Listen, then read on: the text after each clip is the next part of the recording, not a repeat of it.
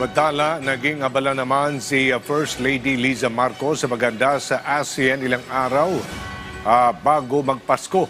Pero sa kabila niyan, di nakalimutan ang unang ginang na maghatid ng saya sa publiko sa pamamagitan ng mga Christmas activities sa Malacanang.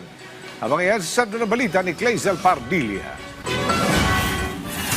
Christmas is in the air. Pero bago dumating ang Pasko, naging abala si First Lady Liza Aneta Marcos sa paghahanda sa chairship ng Pilipinas sa ASEAN na gaganapin sa bansa sa susunod na taon. Isa ito sa pinakamalaking event sa 2026 kung saan lalahok ang iba't ibang bansa sa Asia at world leaders.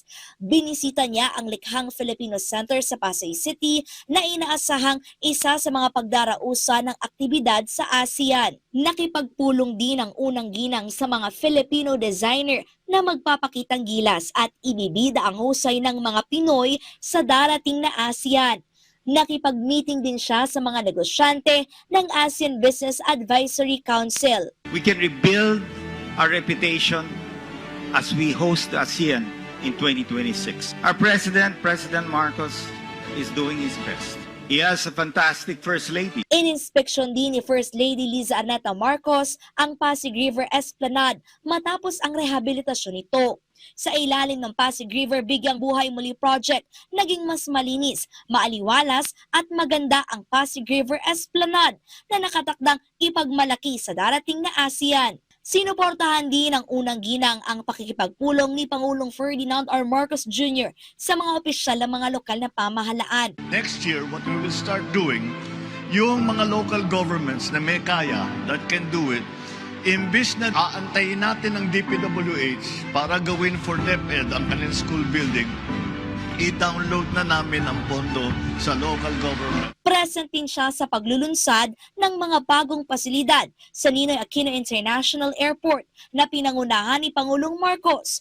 Layo nitong pabilisin at gawing mas komportable ang biyahe. Over a year ago, the new NAIA Infracorp or NNIC took on the responsibility of rehabilitating and managing our primary gateway. The goal was clear: transform the Manila International Airport into an airport that works always with the passengers in mind. Sinaksihan ng unang ginang ang donasyon ng Mobile Medical Clinic sa Philippine Army 7th Infantry Division mula sa Universal Cultural Foundation. The donation of this mobile clinic laboratory van to the 7th Infantry Division. This mobile clinic will deliver essential healthcare not only to our troops but also to our fellow Filipinos in need, further reinforcing the Army's role as a true partner of the people.